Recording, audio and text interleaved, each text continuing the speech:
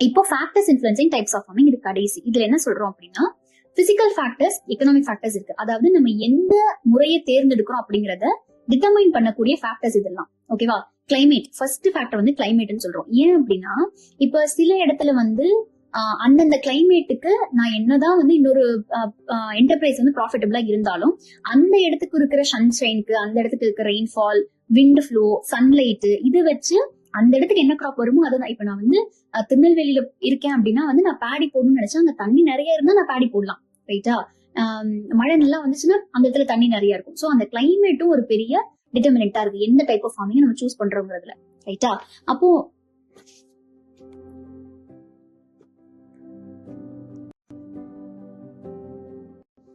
Right, next factor பாத்தீங்கன்னா நம்ம physical factors இன்ஃப்ளூயன்சிங்ல soil. Okay, இப்போ இந்த சாயில் வந்து எப்படி சொல்றாங்க அப்படின்னா, இப்ப சாயிலோட ஃபெர்டிலிட்டி ஒண்ணு இருக்கு. அது வந்து ஒரு பெரிய டிட்டர்மினன்ட் நம்ம வந்து எந்த டைப் ஆஃப் ஃபார்மிங்கை சூஸ் பண்றோங்கிறது. சே ஃபார் எக்ஸாம்பிள் நம்ம வந்து இப்ப செம்மண்ணா இருக்கு அப்படின்னா அதுல வந்து என்ன போட்டாலும் விளையிற மண்ணு அப்படின்னு சொல்லுவாங்க.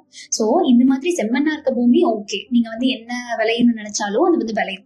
அதே வந்து அப்படி இல்லாத சாயிலா இருக்கு அப்படின்னா வந்து ஃபெர்டிலிட்டி கம்மியா இருக்க சாயிலோ, நீங்க வந்து அந்த மாதிரி இருக்க சாயில் வந்து என்னதான் நீங்க வந்து ப்ராஃபிட்டபிலிட்டி ஏர்ன் பண்ற மாதிரி சூப்பரான என்டர்பிரைஸ் செலக்ட் பண்ணி அதுல கொண்டு போட்டாலும் அந்த மண்ணு வளமா இல்லாததுனால உங்களுக்கு அதுல இருந்து நீங்க எக்ஸ்பெக்ட் பண்ற ப்ராஃபிட் வந்து கிடைக்காம போயிடலாம். சோ அந்த மண்ணோட வளம், அந்த மண்ணு எவ்வளவு டீப்பா இருக்கு, இது எல்லாமே வந்து நம்மளோட எந்த ஃபார்மிங்கை சூஸ் பண்றோம் அப்படிங்கிறதுல வந்து ஒரு பெரிய டிட்டர்மினன்ட் தான் இருக்கும்னு சொல்றாங்க.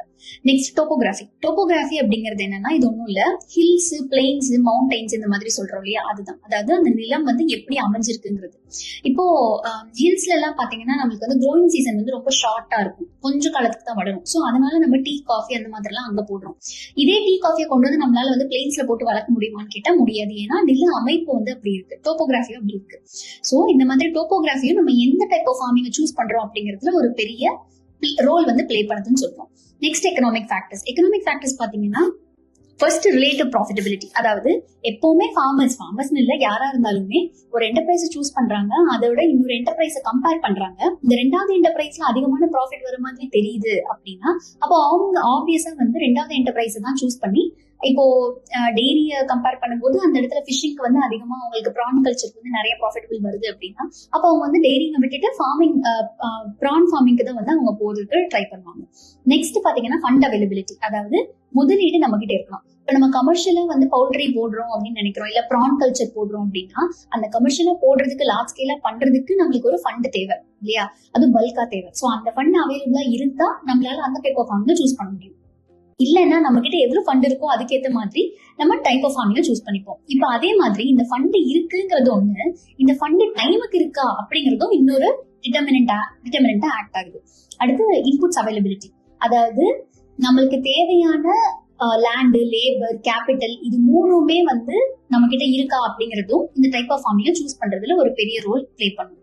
அதாவது இப்போ சே ஃபார் எக்ஸாம்பிள் நம்ம லேபர் இன்டென்சிவா ஏதாவது ஒரு, அதாவது லேபர் அதிகமா தேவைப்படுற வேலை செய்யற மாதிரி ஏதாவது ஒரு என்டர்பிரைஸ் நம்ம சூஸ் பண்றோம் அப்படின்னா அந்த இடத்துல அந்த ரீஜன்ல வந்து லேபர் ஸ்கேர்சிட்டியா இருக்கு. சே ஃபார் எக்ஸாம்பிள் லேபர் வந்து அக்ரிகல்ச்சருக்கு வேலைக்கு வராம இந்த 100 நாள் வேலை திட்டத்துக்கு வேலைக்கு போறாங்க அப்படின்னா அக்ரிகல்ச்சருக்கு லேபர் வந்து அந்த இடத்துல ஸ்கேர்ஸா இருக்காங்கன்னு அர்த்தம். ஸோ அந்த மாதிரி ஸ்கேர்ஸா லேபர் இருக்க இடத்துல நம்ம வந்து லேபர் நிறைய யூஸ் பண்ண வேண்டிய ஒரு என்டர்பிரைஸ் சூஸ் பண்ணி போட்டுட்டு அதுக்கப்புறமா நம்ம தான் சஃபர் ஆகணும். ஸோ இந்த மாதிரி இன்புட்ஸ் அவைலபிலிட்டி ஒரு பெரிய ரோல் இங்க பிளே பண்ணும். அடுத்து மார்க்கெட்டிங் அரேஞ்ச்மெண்ட். அதாவது நம்ம என்னதான் ஒரு பெரிய என்டர்பிரைஸ் சூஸ் பண்ணி பயங்கர ப்ராஃபிட்டபிளான என்டர்பிரைஸா இருந்தாலும் அது விற்கணும் இல்லையா. ஸோ விற்கிறதுக்கான அந்த மார்க்கெட் அங்க இருக்கா அப்படிங்கிறதும் நம்மளுக்கு அந்த டைப் ஆஃப் ஃபார்மிங் சூஸ் பண்றதுல ஒரு பெரிய டிட்டர்மினண்டா இருக்கு. இதெல்லாம் தாண்டி பர்சனல் சாய்ஸ் ஒன்று இருக்கு. அதாவது அவங்களோட விருப்பு வெறுப்புகள், அந்த ஃபார்மரோட சொந்த விருப்பு வெறுப்புகள்ங்கிறது வந்து இந்த டைப் ஆஃப் ஃபார்மிங் சூஸ் பண்றதுல ஒரு பெரிய விஷயமா இருக்கும். அதாவது இப்போ சில ரிலிஜன்ல வந்து எப்படி இருக்கும்னா பன்னி வளர்க்கக்கூடாது அப்படின்னு இருக்கும், சிலதுல வந்து மாடு வளர்க்கக்கூடாதுன்னு இருக்கும். ஸோ அவங்களோட ட்ரெடிஷன் என்ன, அவங்களோட கல்ச்சர் என்ன, அவங்களோட வேல்யூஸ் என்ன, அவங்க என்ன பிலீவ் பண்றாங்க, இது எல்லாமே வந்து டைப் ஆஃப் ஃபார்மிங் சூஸ் பண்றதுல ஒரு பெரிய கேரக்டர் இருக்கு. ரைட், இது எல்லாமே வந்து types of farming. Okay done. இப்போ சிஸ்டம்ஸ் ஆஃப் ஃபார்மிங் குள்ள போகும். சிஸ்டம்ஸ் ஆஃப் ஃபார்மிங்ல பாத்தீங்கன்னா நமக்கு 5 சிஸ்டம்ஸ் ஆஃப் ஃபார்மிங் இருக்கும். ஃபர்ஸ்ட் வந்து பெசன்ட் ஃபார்மிங் சொல்றோம். அதாவது இந்த சிஸ்டம்ஸ் ஆஃப் ஃபார்மிங் எல்லாமே என்னன்னா ஆர்கனைசேஷன் செட்டப், அதாவது யாரு மேல இருக்காங்க, யாரு டெசிஷன் எடுப்பாங்க, யாரு கீழே இருக்காங்க, அந்த கீழே இருக்கவங்க தான் ஆப்வியஸா அந்த டெசிஷனை வந்து ஒர்க் அவுட் பண்ணணும். ஸோ இந்த ஆர்கனைசேஷனல் செட்டப், இந்த ஹைரார்கி எக்ஸ்பிளைன் பண்றதா சிஸ்டம்ஸ் ஆஃப் ஃபார்மிங்னு சொல்லுவோம். ஸோ ஃபர்ஸ்ட் வந்து இதுல பெசன்ட் ஃபார்மிங்னு சொல்றோம். ரெண்டாவது வந்து கோஆபரேட்டிவ் ஃபார்மிங். இந்த கோஆபரேட்டிவ் ஃபார்மிங் தான் யார் இனிஷியேட் பண்ணாங்கன்னு பாத்தீங்கன்னா, பாலஸ்டைன் அப்படிங்கிற ஒரு கண்ட்ரில ஜூ இனத்தை சேர்ந்த மக்கள் தான் வந்து இந்த கோஆபரேட்டிவ் ஃபார்மிங் உருவாக்கியிருக்காங்க. அதாவது கோஆபரேட்டிவ், கோன்னா ஒன்னா சேர்ந்து ஆபரேட் பண்றது. சோ கோஆபரேட்டிவ் ஃபார்மிங் அப்படின்னு நம்ம சொல்றோம். ரைட். அடுத்து கேபிட்டலிஸ்டிக் ஃபார்மிங், அதாவது முதலாளித்துவம்ங்கிறது தான் கேபிட்டலிஸ்ட் சொல்லுவோம். சோ இந்த கேபிட்டலிஸ்டிக் ஃபார்மிங்கிறது தேர்ட் டைப். அடுத்து கலெக்டிவ் ஃபார்மிங். கலெக்டிவ் அப்படின்னா எல்லாரும் ஒன்னா சேர்ந்து வேலை செய்யறது. ஓகேவா, இது கலெக்டிவ் ஃபார்மிங். அடுத்து இருக்கிறது ஸ்டேட் ஃபார்மிங், கடைசியா இருக்குது. ஸ்டேட் அப்படின்னா கவர்மெண்ட் அப்படிங்கிறது தான் வந்து ஸ்டேட் நம்ம சொல்றோம். சோ இந்த 5 தான் வந்து சிஸ்டம்ஸ் ஆஃப் ஃபார்மிங்னு சொல்றோம். ரைட். இப்போ ஃபர்ஸ்ட் வந்து பெசன்ட் ஃபார்மிங். பெசன்ட் ஃபார்மிங் அப்படிங்கிறது, பெசன்ட் அப்படின்னாலே வந்து இண்டிவிஜுவல் ஃபார்மர். ஓகேவா, அவர் தான் பெசன்ட்னு சொல்றோம். இதுதான் இருக்கிற 5 டைப்லயே most common type of farming system அப்படின்னா வந்து இந்த பெசன்ட் ஃபார்மிங் தான் நம்ம சொல்றோம். இதுல என்ன யார் இருப்பாங்கன்னு பாத்தீங்கன்னா, ஒரே ஒரு கல்டிவேட்டர், ஒரே ஒரு ஃபார்மர் இருப்பாரு. அவரு தான் ஓனர் அந்த ஃபார்முக்கு. அவரு தான் அந்த ஃபார்ம்ல இருக்கிற எல்லாத்தையும் மேனேஜ் பண்ணும். அவரு தான் அந்த ஃபார்ம்ல இருக்க எல்லாத்தையுமே ஆர்கனைஸும் பண்ணுவார். அதாவது எது எப்ப நடக்கணும், எந்த எப்ப போடணும், எந்த ஃபர்டிலைசர் எவ்வளவு அளவு கொடுக்கணும், எது வந்து நம்ம போட வேண்டாம், எந்த ரிஸ்க் இருக்கிற டைம்ல வந்து நம்ம என்ன டிசைட் பண்ணலாம், இது எல்லாத்தையுமே அந்த ஃபார்மர் ஒருத்தரே வந்து மேனேஜ் பண்ணுவார். அப்போ அந்த ஃபார்மர் மேனேஜ் பண்றதுக்கு ரிஸ்க், அதாவது லாஸ் வந்தாலும் சரி, ப்ராஃபிட்டபிலிட்டி வந்தாலும் சரி, ரெண்டுத்தையுமே அவரே வந்து ஏத்துப்பார். ஓகேவா. ஓகே. இதுல huge number of people living in densely packed area அப்படின்னு சொல்லுவோம். அதாவது இப்ப நம்ம ஊர் சைடுல இருப்பாங்கல்ல, நிலம் வந்து ஒரு சைடு இருக்கும், மக்கள், அதாவது மக்களோட நிலம்லாம் ஒரு சைடு இருக்கும், மக்கள் வந்து ஒரு இடத்துல ஊர் மாதிரி ஆகி அதுல வந்து பக்கத்துல வீடு கட்டி வாழ்வாங்க. சில இடத்துல தோட்டத்திலே வீடு கட்டுவாங்க, சில இடத்துல வந்து தோட்டம் எல்லாம் ஒரு சைடு இருக்கும், ஒரு சைடு வந்து பீப்புள் ஃபுல்லா டென்ஸ்லி பேக் ஆகி ஒரு இடத்துல வந்து வாழ்வாங்க இல்லையா. சோ அதை வந்து பெசன்ட் ஃபார்மிங் அப்படின்னு நம்ம சொல்றோம். ஓகே. இது வந்து எந்த இடத்துல இருக்கும் அப்படின்னு பாத்தீங்கன்னா, ஈக்வட்டோரியல், அதாவது ஈக்வேட்டர் இருக்குல்ல, அதுக்கு பக்கத்துலயும் மான்சூன் கிளைமேட் இருக்கிற இடத்துல வந்து இந்த பெசன்ட் ஃபார்மிங் அதிகமா நடக்கும். மான்சூன் கிளைமேட்னா மழை இருக்குல்ல, மான்சூன்னா மழை. ஸோ அந்த மழை காலத்துல வந்து இந்த பெசன்ட் ஃபார்மிங் நிறைய இருக்கும். High temperature, high rainfall with wet and dryer season, அதாவது இது மாறி மாறி இருக்கிற இடத்துல இந்த பெசன்ட் ஃபார்மிங் வந்து அதிகமா பண்ணுவாங்க, அதிகமா பார்க்கலாம். இப்போ இந்த ஃபார்மர் தான் வந்து மொத்த டெசிஷனையும் எடுப்பாரு. இது ஒரு பெரிய அட்வான்டேஜ் இந்த பெசன்ட் ஃபார்மிங்ல. அதாவது யாரு அந்த ஃபார்மோட ஓனரோ அவரு தான் டெசிஷனையும் மேக் பண்றவரா இருப்பாரு. ஓகேவா. சோ இதுல என்ன டிஸ்அட்வான்டேஜ் அப்படின்னு பாத்தீங்கன்னா, அந்த ஒரே ஒருத்தர் தான் ஃபார்மர் இல்லையா. சோ அவர்கிட்ட கையில என்ன இருக்கும் அதை வச்சுதான் அவர் முடிவு எடுக்க முடியும். அதை வச்சுதான் அவர் வந்து அடுத்து என்ன பண்ணலாம் அப்படிங்கறது டிசைட் பண்ண முடியும். சோ ரிசோர்சஸ் வந்து ரொம்ப கம்மியா இருக்கும் அவர்கிட்ட, கம்மியான லேண்ட் இருக்கும், அப்போ கம்மியான முதலீடு தான் அவரால் போட முடியும். சோ அதனால அவர் நினைக்கிற ஏதாவது ஒரு பெரிய விஷயமா இருந்தா அதால அவர் பண்ண முடியாம போறதுக்கான பாசிபிலிட்டி வந்து பெசன்ட் ஃபார்மிங்ல இருக்கு. இது ஒரு டிஸ்அட்வான்டேஜா பார்க்கலாம். நெக்ஸ்ட் ஃபார்மிங் பாத்தீங்கன்னா கோஆபரேட்டிவ் ஃபார்மிங். கோஆபரேட்டிவ் நம்ம முன்னாடியே சொன்ன மாதிரி தான். இந்த கோஆபரேட்டிவ் ஃபார்மிங் அப்படிங்கிறது பீப்புள் என்ன பண்ணுவாங்கன்னா, வாலண்டியரா, அதாவது யாரும் கம்பல் பண்ணல, வாலண்டியரா தானாவே முன் வந்து அவங்க லேண்ட் எல்லாம் ஒன்னா கூல் பண்ணிப்பாங்க. லேண்டு அவங்கள்ட்ட என்ன ரிசோர்ஸ் இருக்கு, இப்போ ஒருத்தர் டிராக்டர் இருக்கலாம், ஒருத்தர் வீடு இருக்கலாம், இன்னொருத்தர் கிட்ட நிறைய மம்மிட்டி, மண், கொத்து இந்த மாதிரிலாம் இருக்கலாம். சோ அவங்க எல்லாருமே என்ன பண்ணுவாங்கன்னா, அவங்கவுங்கள்ட்ட என்னென்ன இருக்கோ அது எல்லாத்தையுமே ஒன்னா கொண்டு வந்து போட்டு அவங்க ஒன்னா சேர்ந்து விவசாயம் பண்ணுவாங்க. ஓகேவா. இதுதான் கோஆபரேட்டிவ் ஃபார்மிங்னு சொல்றோம். ஓகே. இதுல என்ன பண்ணுவாங்க அப்படின்னா, எல்லாருமே அவங்க கிட்ட இருக்கிற லேண்டு கொண்டு கொடுப்பாங்க, அவங்கள்ட்ட என்ன முதலீடு போட முடியுமோ அதை போடுவாங்க. அவங்க லேபர் அப்படின்னா அவங்க அதுல வேலையும் செய்வாங்க. சரியா. சோ இது எல்லாமே இருக்கிறனால, ஒன்னா கொண்டு வந்து கொடுக்கறனால ரிசோர்சஸ் அதிகமா இருக்கும். நம்ம பெசன்ட் ஃபார்மிங்ல என்ன பார்த்தோம், ரிசோர்சஸ் கம்மியா இருக்குன்னு பார்த்தோம். சோ இங்க என்ன ஆகும் அப்படின்னா, அந்த டிஸ்அட்வான்டேஜ் வந்து அட்வான்டேஜா மாறுது. ரிசோர்சஸ் ரொம்ப அதிகமா இருக்கும். சோ நம்மளால வந்து ஈஸியா நம்ம என்ன நினைக்கிறோமோ அந்த என்டர்பிரைஸ் வந்து சக்சஸ்ஃபுல்லா கொண்டு போக முடியும். ரைட். இப்போ கோஆபரேட்டிவ் ஃபார்மிங் மட்டும் நமக்கு வந்து 4 டைப்ஸ் இருக்கு. ஓகேவா. All India cooperative planning committee அப்படிங்கிறவங்க 1951ல ஃபார்ம் ஆன committee, all India cooperative farming planning committee. இதுல வந்து கோஆபரேட்டிவ் ஃபார்மிங்க 4 கிளாஸிஃபை பண்ணிருக்காங்க. அது என்னன்னு பாத்தீங்கன்னா, கோஆபரேட்டிவ்ல பெட்டர் ஃபார்மிங் இருக்கு, cooperative joint farming, cooperative tenant farming, டெனன்ட்னா வாடகைக்கு இருக்கிற மாதிரி தான், கோஆபரேட்டிவ் கலெக்டிவ் ஃபார்மிங் ஒன்று இருக்கு. ஓகேவா. சோ இது எதை பேஸ் பண்ணி இந்த 4 கிளாஸிஃபை ஆயிருக்கு அப்படின்னு பாத்தீங்கன்னா, யாரு ஓனர், யார் அதை ஆபரேட் பண்றா அப்படிங்கறத பேஸ் பண்ணி தான் 4 கிளாஸிஃபை பண்ணிருக்காங்க. அப்புறம் இந்த ஒரு பர்டிகுலர் டைப் ஆஃப் கோஆபரேட்டிவ் ஃபார்மிங்க்கு ஒரு கீ ஃபீச்சர் இருக்கும், அதாவது இந்த ஃபார்மிங்குரிய ஒரு ஃபீச்சர் இருக்கும். ஓகேவா. சோ பெட்டர் ஃபார்மிங்ல யார் இருப்பாங்கன்னு பாத்தீங்கன்னா, இண்டிவிஜுவல் தான் ஓனர், இண்டிவிஜுவல் தான் ஆபரேட்டும் பண்ணுவாரு. ஓகேவா. அந்த ஃபார்மர் யார் ஓனரோ அவங்க தான் வந்து ஆபரேட்டும் பண்ணுவாங்க. இதுல என்ன கேரக்டர் இருக்குன்னு பாத்தீங்கன்னா, free to follow own plan except for purposes agreed. அதாவது அவர் என்ன நினைக்கிறாரோ, இப்ப நம்ம பெசன்ட் ஃபார்மிங் என்ன பார்த்தோம், அந்த இண்டிவிஜுவல் ஃபார்மர் தான் இருப்பாரு, அவர் தான் ஓனர், அவர் தான் ஆபரேட்டும் பண்ணுவாரு, எல்லாமே அதே தான். ஆனா அவரோட டெசிஷன் எல்லாமே அவரே எடுத்துப்பாரு. எங்க இன்புட் வாங்கலாம், எங்க அவுட்புட் போய் விற்கலாம், இது எல்லாமே அவரே எடுத்துப்பாரு. இங்க என்ன வித்தியாசம் அப்படின்னு பாத்தீங்கன்னா, பெட்டர் ஃபார்மிங் என்ன வித்தியாசம்னா, அதாவது எல்லா டிசிஷனும் அவரே எடுத்துக்கலாம். ஆனா சில விஷயத்துக்கு மட்டும் முன்னாடியே ஒரு ஒப்பந்தம் போட்டிருப்பாங்க. அதாவது நம்ம எல்லாரும் இன்புட்டை வந்து இந்த பர்டிகுலர் இடத்துல தான் வாங்க போறோம். ஏன்னா பல்கா வாங்கினா இன்புட்டோட காஸ்ட் நமக்கு குறையும்.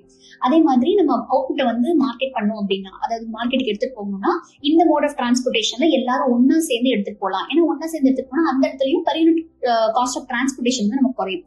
இல்ல இந்த இடத்துல கொண்டு போய் மார்க்கெட் பண்ணலாம், இந்த இடத்துல எக்ஸ்போர்ட் பண்ணலாம் அப்படிங்கிற மாதிரி ஏதாவது ஒரு விஷயம், ரெண்டு விஷயத்துல வந்து முன்னாடியே அக்ரிமெண்ட் போட்டிருப்பாங்க. அந்த விஷயத்துல மட்டும் ஃபார்மர் தன்னோட ஓன் டெசிஷனை எடுக்க முடியாது. அவங்க என்ன குரூப் என்ன சொல்லுதோ அதைத்தான் ஃபாலோ பண்ணும். பட் அதை தவிர மத்த எல்லா டெசிஷனுமே வந்து அந்த ஃபார்மர் யாரோ அவங்களே வந்து டிசைட் பண்ணிக்கலாம். இதுதான் கோஆபரேட்டிவ் பெட்டர் ஃபார்மிங். அடுத்து இருக்கிறது வந்து cooperative joint farming. Joint farming அப்படின்னா வந்து இண்டிவிஜுவல் தான் ஓனர், ஆனா ஆபரேஷன் மட்டும் கலெக்டிவா பண்ணுவாங்க. ஓகேவா? அதாவது ஓனர்ஷிப் மாறாது, அந்த ஓனர்ஷிப் அவங்ககிட்டே தான் இருக்கும். பட் ஆபரேஷன் வந்து எல்லாரும் சேர்ந்து அவங்க ஃபார்ம்ல வந்து வேலை செய்வாங்க. ஓகே, ஒரு ஃபார்ம்லயும். இப்ப இதுல அந்த மாதிரி பண்றதுனால நம்ம என்ன பண்ண முடியும்னா, சயின்டிபிக் கல்டிவேஷன் வந்து நம்மளால பண்ண முடியும். மெக்கனைசேஷன் பண்றோம் திடீர்னு அந்த மாதிரின்னு நம்மளால வந்து பண்ண முடியும். ஏன்னா நிறைய நம்பர் ஆஃப் பீப்புள் வந்து நம்ம ஃபார்ம்ல வந்து வேலை செய்வாங்க, நம்மளும் அவங்க ஃபார்ம்ல போய் வேலை செய்வோம். இந்த மாதிரி சோ நம்ம போய் அவங்களோட ஃபார்ம்ல வேலை செஞ்சா அதுக்கான கூலி நம்மளுக்கு கிடைச்சிடும். ஓகேவா? ஒண்ணு, நமக்கு வேலை செய்யறதுக்கான கூலி கிடைக்குது. ரெண்டாவது, நம்மளால மெக்கனைசேஷனும் ஈஸியா பண்ண முடியுது. மூணாவது, டிவிடெண்ட் அப்படின்னு நம்ம சொல்லுவோம். அதாவது கார்பரேட்ல எல்லாம் வந்து ப்ராஃபிட், அதாவது யாரெல்லாம் ஷேர் ஹோல்டரோ அந்த கம்பெனில யாரெல்லாம் ஷேர் வச்சிருக்காங்களோ அவங்களுக்கு ப்ராஃபிட்ல இருந்து, அந்த கம்பெனியோட ப்ராஃபிட் ஒரு வருஷம் முடியுது அப்படின்னா அந்த ப்ராஃபிட்ல இருந்து டிவிடெண்ட் அப்படிங்கிற ஒரு பெர்சன்டேஜ் ஆஃப் அமௌண்ட்டை வந்து அந்த ஷேர் ஹோல்டருக்கு அனுப்புவாங்க. அது வந்து அவரோட பங்குங்கிற மாதிரி. அப்போ இதே மாதிரி தான் இங்கேயும் ஆப்ரேட் ஆகும். Dividend in proportion to value of his land. அதாவது இப்ப நான் இருக்கேன் அப்படின்னா நான் ஒரு 10 ஏக்கர் லேண்டை வந்து அந்த ஜாயிண்ட் ஃபார்மிங்க்கு கான்ட்ரிபியூட் பண்ணிருக்கேன். அதே மாதிரி எனக்கு பக்கத்துல இருக்க ஃபார்மர் வந்து 20 ஏக்கர் லேண்டை வந்து அந்த ஜாயிண்ட் ஃபார்மிங்ல போட்டிருக்காருன்னா, இந்த கடைசியில ப்ராஃபிட் ஏர்ன் பண்றோம் இல்லையா, அந்த ப்ராஃபிட்ல நான் 10 ஏக்கர் கொடுத்ததுக்கு ஒரு பெர்சன்டேஜ் வந்து எனக்கு கொடுப்பாங்க. அதே மாதிரி 20 ஏக்கர் கொடுத்த ஃபார்மருக்கு என்னை விட அதிகமான பெர்சன்டேஜ் வந்து அவங்களுக்கு ப்ராஃபிட்ல இருந்து ஷேரா பிரிச்சு கொடுப்பாங்க. இதுதான் வந்து கோஆபரேட்டிவ் ஜாயிண்ட் ஃபார்மிங்னு சொல்றோம். அடுத்து cooperative tenant farming. Tenant farming அப்படின்னா என்னன்னா, டெனன்ட் அப்படின்னா என்ன, வாடகைக்கு இருக்கவங்க. அதாவது அவங்கள்ட்ட சொந்தமா நிலம் இருக்காது, லேண்ட்லெஸ் பீப்புளா இருப்பாங்க. அப்போ சொந்தமா நிலம் இல்லாதவங்க என்ன பண்ணுவாங்கன்னா, மொத்தமா வந்து ஸ்டேட் கிட்ட இருந்தோ இல்ல யார்கிட்டயாவது இருந்து நம்ம குத்தகைக்கு நிலத்தை எடுத்துப்போம். அப்போ ஓனர்ஷிப் அப்படிங்கிறது அங்க கலெக்டிவா இருக்கும். எத்தனை பேர் 10 டெனன்ட் வராங்க அப்படின்னா 10 டெனன்ட்டோட ஓனர்ஷிப்ல தான் அந்த லேண்ட் வந்து இயங்கிட்டு இருக்கும். ஆனா ஆபரேஷன் யார் பண்ணுவோம் அப்படின்னா இண்டிவிஜுவலா. இப்போ ஒரு டெனன்ட்டுக்கு வந்து 5 சென்ட் நிலம் அப்படின்னா அந்த 5 சென்ட் நிலத்துல அவர் தான் ஆப்ரேட் பண்ணுவார். அதே மாதிரி அடுத்த டெனன்ட் ஒரு ஏக்கர் நிலம் அப்படின்னா அந்த டெனன்ட் வந்து அந்த இடத்துல ஆப்ரேட் பண்ணுவார். ஓகேவா? சோ ஆபரேஷன் இண்டிவிஜுவலா இருக்கும், ஆனா ஓனர்ஷிப் வந்து கலெக்டிவா மொத்த 10 பேரும் சேர்ந்து தான் ஓன் பண்ணிருப்பாங்க. அப்போ அவங்க அந்த நிலத்தை யூஸ் பண்றதுக்காக அவங்க என்ன பண்ணும், ரெண்ட் வந்து பே பண்ணும் அப்படின்னு சொல்றாங்க. இது யார் யூஸ்வலா பண்ணுவாங்கன்னா லேண்ட்லெஸ், அதாவது யார் வந்து நிலம் இல்லையோ அவங்க விவசாயம் பண்ணணும்னு நினைச்சாங்கன்னா இந்த டைப் ஆஃப் ஃபார்மிங் அவங்க வந்து என்கேஜ் பண்ணுவாங்க. அடுத்து கோஆபரேட்டிவ் கலெக்டிவ் ஃபார்மிங். கலெக்டிவ் ஃபார்மிங்ல ஓனர்ஷிப்பும் கலெக்டிவா தான் இருக்கும், ஆபரேஷனும் கலெக்டிவா தான் பண்ணுவாங்க. ஓகேவா? சோ அது பேர்லயே இருக்கு பாருங்க, கலெக்டிவ். அப்போ ஓனர்ஷிப்பும் கலெக்டிவ், ஆபரேஷனும் கலெக்டிவா தான் பண்ணுவாங்க. இதுல லேண்ட் மேல அவங்களுக்கு வந்து எந்த ரைட்ஸுமே கிடையாது. இது என்னது, இது ஒண்ணுது அப்படின்னு சொல்லிட்டு யாருமே கிளைம் பண்ண முடியாது. Profits distributed in proportion of labour and capital invested. அதாவது நான் வந்து எவ்வளவு முதலீடு போடுறேனோ, நான் வந்து எவ்வளவு உழைப்ப போடுறேனோ அதுக்கேற்ற அளவுக்கு தான் எனக்கு வந்து ப்ராஃபிட்ல இருந்து ஷேர் கிடைக்கும். ஓகேவா? இப்ப இன்னொருத்தர் என்னை விட அதிகமான முதலீடும் உழைப்பும் போடுறாரு அப்படின்னா அவருக்கு ப்ராஃபிட்ல இருந்து ஷேர் வந்து அதிகமா கிடைக்கும். சோ இதுதான் வந்து கோஆபரேட்டிவ் கலெக்டிவ் ஃபார்மிங்னு சொல்லுவோம். சோ கோஆபரேட்டிவ்ல பெட்டர் ஃபார்மிங் இருக்கு, ஜாயிண்ட் ஃபார்மிங் இருக்கு, டெனன்ட் இருக்கு, கலெக்டிவ் ஃபார்மிங் இருக்கு. இது நாலும் வந்து all India cooperative planning committee 1951ல கிளாசிஃபை பண்ணது. ஓகே ரைட், இது கோஆபரேட்டிவ் ஃபார்மிங் முடிஞ்சிச்சு. அடுத்து நம்ம போது கேபிட்டலிஸ்டிக் ஃபார்மிங். கேபிட்டலிஸ்டிக் அப்படின்னாலே முதலாளித்துவமான ஃபார்மிங் அப்படின்னு அர்த்தம். அதாவது முதலாளின்னு ஒருத்தர் இருப்பாங்க, அவங்களுக்கு கீழே தொழிலாளிங்க வேலை செய்வாங்க. அப்ப அந்த லேண்ட் ஃபுல்லாவே வந்து முதலாளித்துவத்தோட கண்ட்ரோல்ல இருக்கு. ரைட்டா? ஓகே, இப்ப இதுக்கு இன்னொரு பேரு எஸ்டேட் ஃபார்மிங்னு சொல்லலாம், இல்லைன்னா கார்பரேட் ஃபார்மிங் அப்படின்னு நம்ம சொல்றோம். கார்பரேட் வந்துச்சுலே முதலாளித்துவம் அப்படிங்கிறது தான் அதோட மீனிங். ரைட், இதுல பெரிய பெரிய ஃபார்ம்ஸ் இருக்கும். அதாவது நம்ம சொன்ன மாதிரி 1000 ஏக்கர் 2000 ஏக்கர் இந்த மாதிரி ஃபார்ம்ஸ் இருக்கும். அதுல வந்து நிறைய முதலாளிங்க அந்த கேபிட்டலிஸ்ட் வந்து ஓன் பண்ணிருப்பாங்க. அவங்க இப்ப இதுல பெரிய அட்வான்டேஜ் என்னன்னு பாத்தீங்கன்னா எல்லாருக்குமே வந்து ரொம்ப பணக்காரங்களா இருப்பாங்க. சோ அவங்கள்ட்ட வந்து அதிகமான ரிசோர்சஸ் இருக்கும். அவங்களால கரெக்டா ஆர்கனைஸ் பண்ணி மேனேஜ் பண்ணி கொண்டு போக முடியும். ஏன்னா இப்ப 1000 ஏக்கர் இருக்கு அப்படின்னா வந்து ஒரு 10 ஏக்கருக்கு ஒரு மேனேஜர் போட்டுருவாங்க. அப்ப ஆப்வியஸா வந்து ரிசோர்சஸும் கரெக்டா யூட்டிலைஸ் பண்ண முடியும். அவங்களால அதை மேனேஜ் பண்றது ரொம்ப ஈஸியா இருக்கும். ஓகே, இது மேனேஜ் பண்றது ஒண்ணு இண்டிவிஜுவலா மேனேஜ் பண்ணலாம், இண்டிவிஜுவல் முதலாளியா இருக்கலாம், இல்ல குரூப் ஆஃப் முதலாளிங்க சேர்ந்து கூட இந்த ஃபார்மிங்கை மேனேஜ் பண்ணுவாங்க. ரைட். இதுல என்னன்னா லேட்டஸ்ட் டெக்னாலஜி என்ன இருக்கோ அது எல்லாத்தையுமே நம்மளால யூஸ் பண்ண முடியும் இந்த இடத்துல. அதுவும் பெஸ்டா யூஸ் பண்ண முடியும். ஏன்னா நம்மகிட்ட ரிசோர்சஸ் வந்து நிறைய இருக்கு. அதனால ஓகே, இது வந்து இந்தியால பெரிய காமனா நம்ம வந்து பார்க்க முடியாது. பட் யூஎஸ்ஏ, யூகே, கனடா, யூகேன்றது இங்கிலாந்து, இந்த மாதிரி இருக்கிற கண்ட்ரீஸ்ல வந்து கேபிட்டலிஸ்டிக் ஃபார்மிங், அதாவது இதெல்லாம் முதலாளித்துவமான நாடுன்னு சொல்லுவோம். சோ அந்த மாதிரி இருக்க கண்ட்ரீஸ்ல வந்து கேபிட்டலிஸ்டிக் ஃபார்மிங் வந்து ரொம்ப காமனான ஃபீச்சர்னு சொல்றோம். ரைட். இதுல வந்து என்ன அட்வான்டேஜ் டிஸ்அட்வான்டேஜ் பாத்தீங்கன்னா, அதாவது ஃபார்ம்ஸ்க்கு வந்து நிறைய முதலீடு கிடைக்கும், அது ஒரு பெரிய அட்வான்டேஜ். ஆனா யாரு உண்மையிலேயே அங்க விவசாயம் பண்ணி வேலை செஞ்சு உழைப்ப கொட்டுறானோ அவன் அந்த ஃபார்முக்கு ஓனரா இருக்க மாட்டான். ஓகேவா? சோ இதுதான் இங்க ஒரு பெரிய, அதாவது அந்த வேலை செய்யறது, வேர்வை சிந்துறது இதெல்லாம் ஒருத்தன், ஆனா முதலாளி வேற ஒருத்தன். இதுதான் இதுல இருக்கிற பெரிய டிஸ்அட்வான்டேஜா நம்ம சொல்றோம். இது capitalistic farming. Okay, next collective farming. Collective அப்படின்னா வந்து ஒன்னா சேர்ந்து வேலை செய்யறதுன்னு சொல்லிருக்கோம் இல்லையா? சோ கலெக்டிவ் ஃபார்மிங் என்ன பண்றோம் அப்படின்னா, எல்லாரும் ஃபார்மிங், இது மோரலஸ் கோஆபரேட்டிவ் மாதிரி தான் வரும். என்ன பண்றோம் அப்படின்னா, ஒரு ஃபார்மிங் ஃபேமிலிஸ் எல்லாருமே ஒன்னா சேர்ந்து அவங்கள்ட்ட என்னென்ன ரிசோர்ஸ்லாம் இருக்கும், land, livestock, machinery, equipment என்னெல்லாம் இருக்கோ எல்லாத்தையும் பூல் பண்ணி அவங்க வந்து ஃபார்மிங் பண்ணுவாங்க. இதுல என்ன ஒரு டிஃபரன்ஸ் கோஆபரேட்டிவ் ஃபார்மிங்கும் இருக்கும்னு பாத்தீங்கன்னா, இங்க ஒரு கமிட்டி இருக்கும், மேனேஜ்மெண்ட் கமிட்டி அப்படின்னு சொல்லிட்டு அவங்களுக்குள்ளேயே அவங்களே வந்து எலெக்ட் பண்ணிப்பாங்க எலெக்ஷன் வச்சு. சோ இந்த கமிட்டி தான் வந்து மேனேஜ் பண்ணுவாங்க டோட்டலாவே. ஓகேவா? ரைட். இந்த மேனேஜ்மெண்ட் கமிட்டி தான் வந்து எல்லாத்தையும் சேர்த்து யாருக்கு எந்த நேரத்துல எந்த வேலை கொடுக்கணும், எவ்வளவு இன்கம் வந்து யாருக்கு கொடுக்கணும், இப்படிங்கறது எல்லாத்தையுமே மேனேஜ் பண்றது இந்த மேனேஜ்மெண்ட் கமிட்டி. ஓகே, இது வந்து இதுவுமே நம்ம இந்தியால வந்து பெருசா கிடையாது. கம்யூனிஸ்ட் கண்ட்ரிஸ் சொல்லுவாங்க இல்லையா, அதாவது சோசியலிஸ்ட் கம்யூனிஸ்ட் சொல்லுவோம்.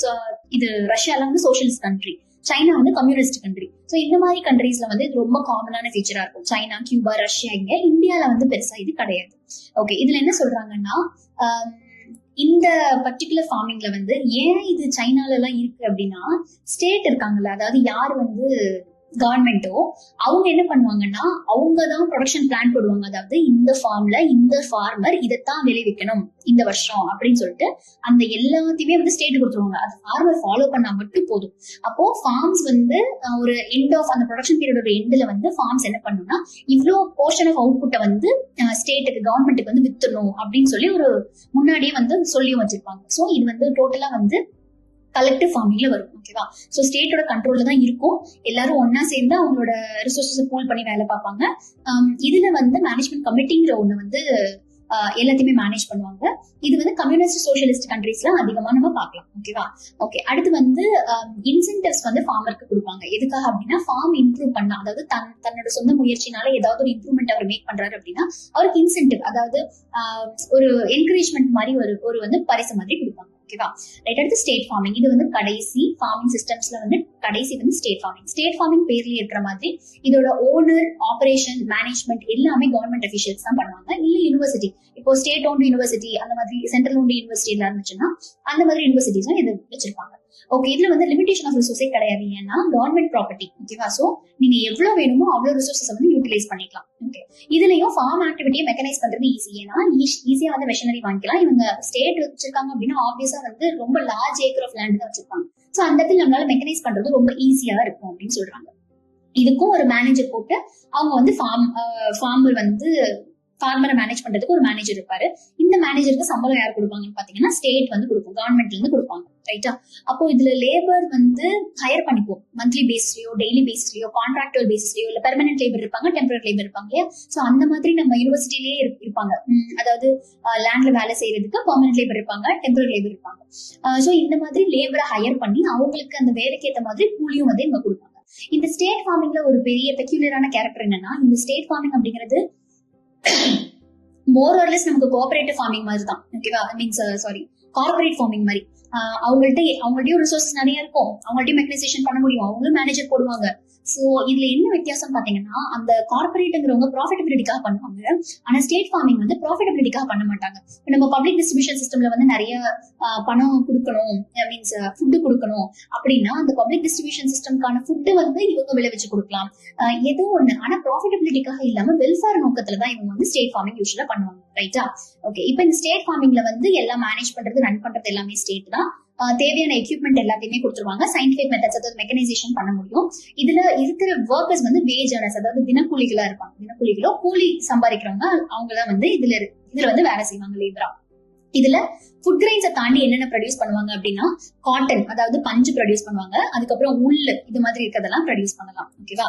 ரைட். அடுத்து ஸ்டேட் ஃபார்மிங் வந்து எங்க யூஸ் ஆகும் அப்படின்னா வந்து நியூலி ரெக்ளைம்ட் ஏரியாஸ், புதுப்பிக்கப்பட்ட ஏரியால எந்த இடத்துல வந்து லார்ஜ் ஸ்கேல நம்ம கல்டிவேட் பண்ண முடியும், எந்த இடத்துல மெக்கனைசேஷன் யூஸ் பண்ண முடியுமோ அந்த இடத்துல தான் ஸ்டேட் ஃபார்மிங் வந்து பாசிபிளா இருக்கும் யூஸ்வலா. ரைட். இதுதான் வந்து நம்ம இன்னைக்கு பார்க்க வேண்டிய slide, types of farming and systems of farming. ஓகேவா? ஸோ இதோட இந்த கிளாஸ் முடிஞ்சிச்சு. நம்ம நெக்ஸ்ட் கிளாஸ்ல பார்ப்போம்.